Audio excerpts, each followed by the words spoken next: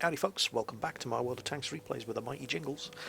We're in the T-54, the Russian Tier 9 medium tank. And this game got a bit emotional. Right from the start I was convinced this was going to be a disaster. Just from looking at the team lists. Yeah, just from looking at the team lists, they've got more mediums and lights than we do. And it's a very, very tier 10 game. With the new matchmaker, there are, 6 tier 10s on our side, 5 tier 10s on the other side.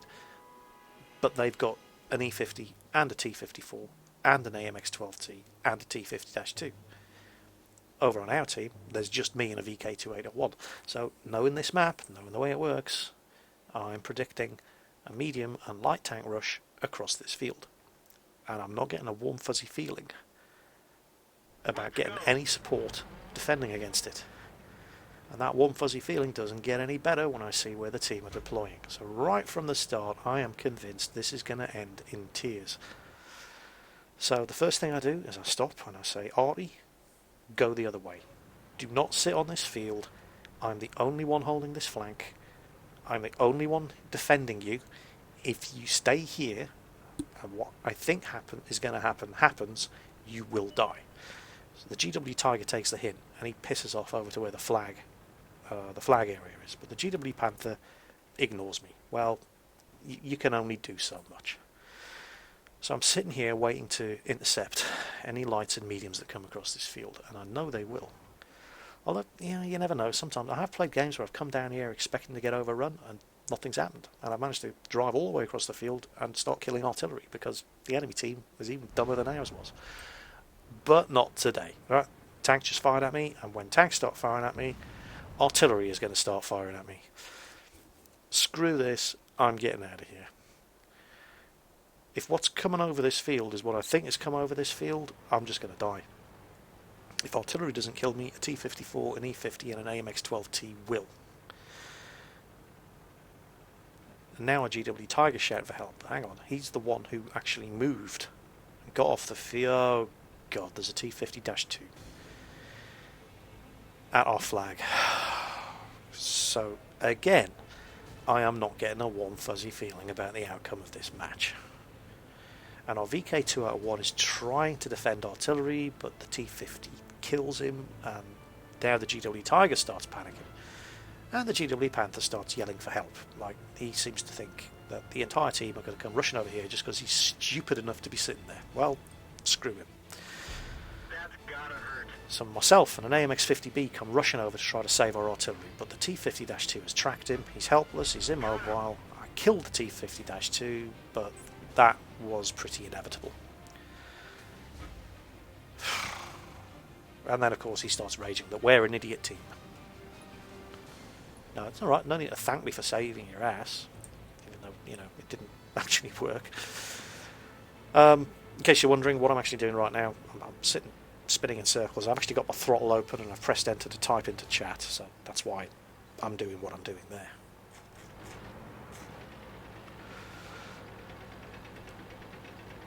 Having a good curse at the GW Panther, who's sitting in an open field with nothing in between him and the enemy mediums, and shouting help. I warned him. Now, we're going to get capped. There's a 12T. Oh, and look, just as I predicted, 12T, T-54 and E-50, and they're all threatening the base. But this is not a good situation to be in. Look at how slow you are when you come up over this ridge. And as you come up over this ridge, you're exposing your underbelly.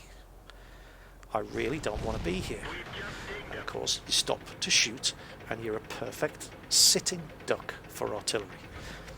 I do not want to be on this ridge. It's a stupid place to be. So, screw this. If they're going to try and cap, I want to have options. I don't want to be the first thing they see when they come down here. I want to be the last thing they see. So I'm going to head over to these bushes, and I'm praying the 50B comes with me, but he's determined to fight it out on the ridge. Ugh. What to do? If I stay on that ridge with the 50B, we will both be killed. If not by those 3 enemy tanks, we will be killed by artillery. That is a foregone conclusion, so I am not going to fight it out on that ridge. At least if I'm over here, I can maybe get some shots into them as they come over. And I try to at least neutralise the threat of the AMX-12T on the AMX-50B's flank, and he kills the E-50. I missed the 12T. And then, exactly as predicted, artillery nails the 50B. Well, at least he managed to kill the E-50 before he went down. I don't know what the T-54 is doing, but the 12T is the easier kill, and I feel a lot safer without him running around the rear. So I'm keeping some solid cover between myself and the T-54, while knowing how quickly he can get around that solid cover. And let's have a go at the 12T. The track is damaged. Okay, he's fired twice. And he's not firing again, so he's empty. Enemy armor is hit. And there's artillery. Nearly killing him, trying to get me. Because that's what artillery does. Enemy armor is destroyed. Okay, artillery has me zeroed. I cannot stay here. I have to move.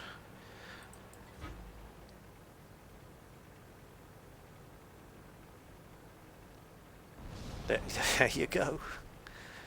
Okay, the T-54 looks like he's heading in to try and encircle our guys in the town. And okay, no, screw that. I was going to go and try and duel that T-54, even though I've taken damage, but I'm not facing a T-54 and an M103, so I need to get the hell out of here. I literally have not stopped moving and shooting since 2 minutes into the game. Okay, we've got an IS-7 covering that corner, but he's pretty badly beat up. We've got a badly hurt E100, but he does have a Jagdpanzer E100 backing him up. And that Jagdpanzer has 4 kills. There's the T-54. Oh, bounced, are you serious?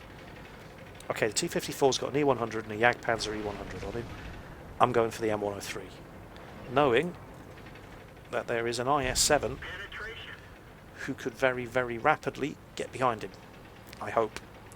Now, looking at this M103, he doesn't have the best gun. He's not completely stock. He does have the second gun, which is almost as good as the best gun, but it's not as accurate. And here comes the cavalry, so I need to just get back out of his way, and there we go, he kills the M103 for me. And suddenly we have won. And I can start breathing again. All I have left is artillery. Jeez, that was a frantic game. I was convinced, absolutely convinced, this was a lost cause from the very start. Just from looking at the team lists and seeing how the team deployed, I thought, no way.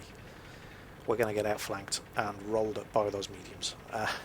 It's very, very nearly ended up that way. I mean, I'm not trying to take all the credit here. In fact, I can't really take any of the credit. That Jagdpanzer E100 just got Top Gun. The 50B put up a brave fight. I didn't see what went on in the town, but that was a tense game. Okay, the Object 212 isn't over here, so there's only really one other place he can be, and that is over there. Yep, there he is. Okay, well, I'm going to kill him at my leisure.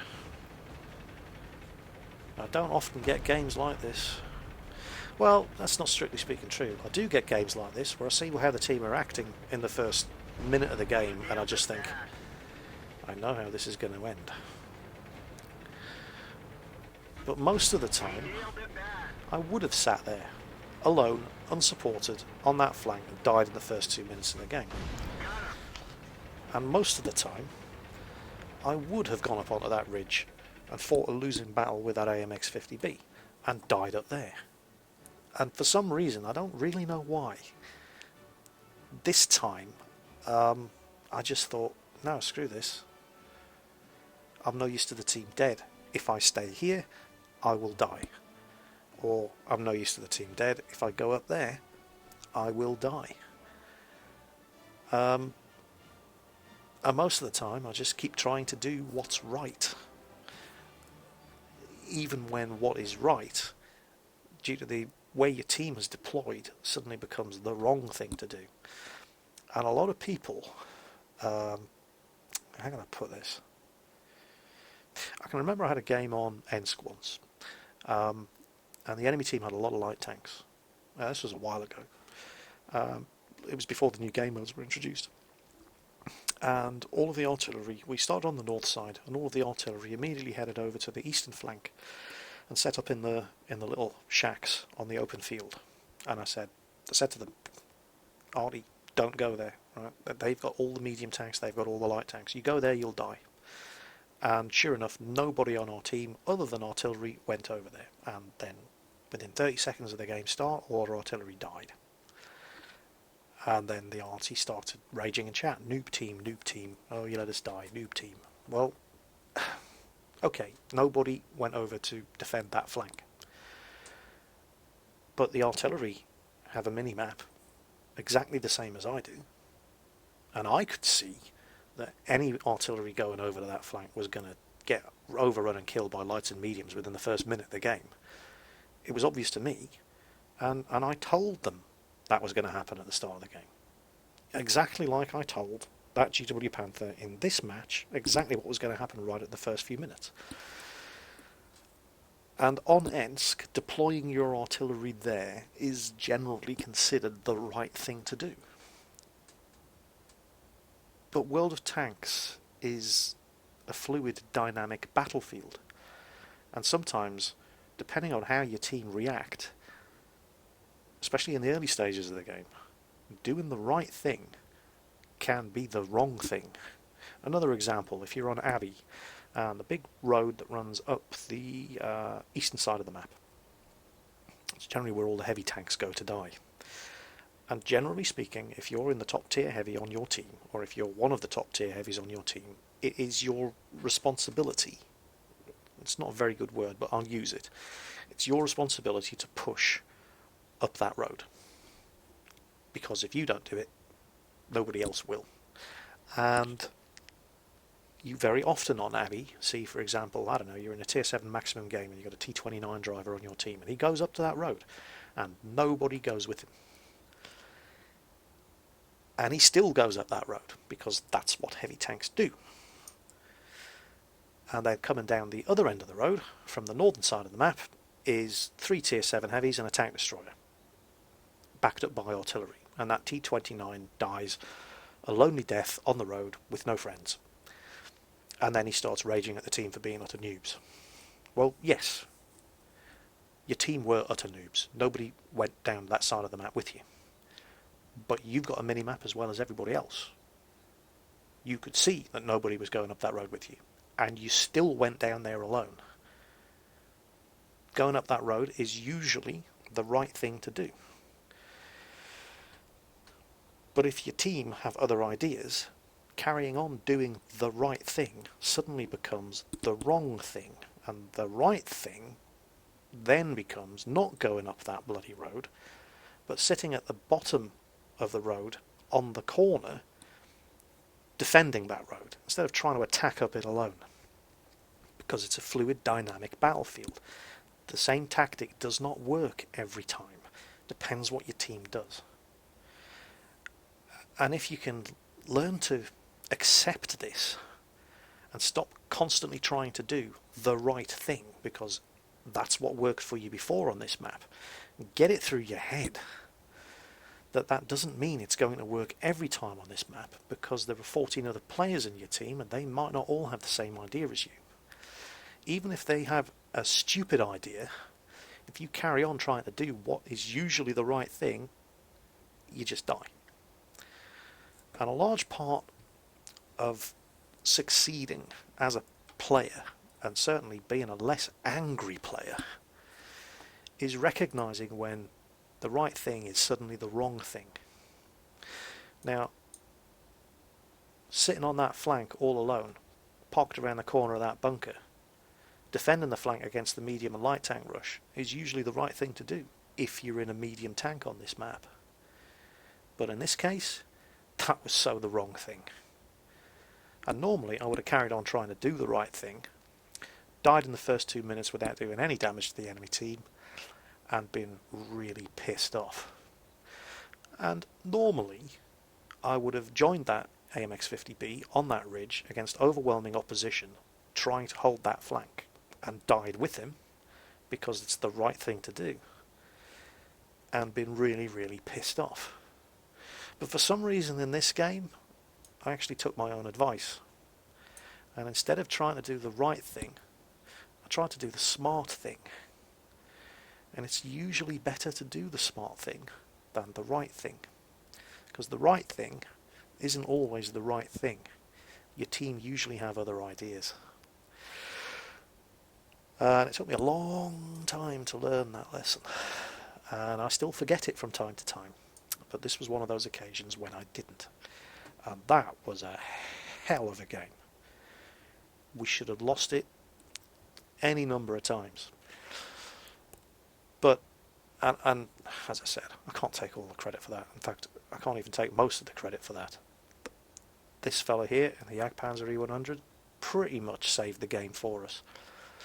But my not doing the right thing, and instead doing the smart thing, at least meant that I survived to see the end. And in the normal circumstances, I wouldn't have. So that was the T-54 on Siegfried Line, doing the smart thing for a change. And it seems to have paid off, you know. Over 1,000 credits, 1,000 XP, tripled, special weekend going on at the moment. 40,000 credits, which is a pleasant surprise in the Type 9 and Tier 9 medium. And yeah, I'll take that result. So yeah, T-54 doing the smart thing for a change. I hope you enjoyed the replay. I hope you found it informative. And at the very least, I hope you found it entertaining. And I will catch you next time.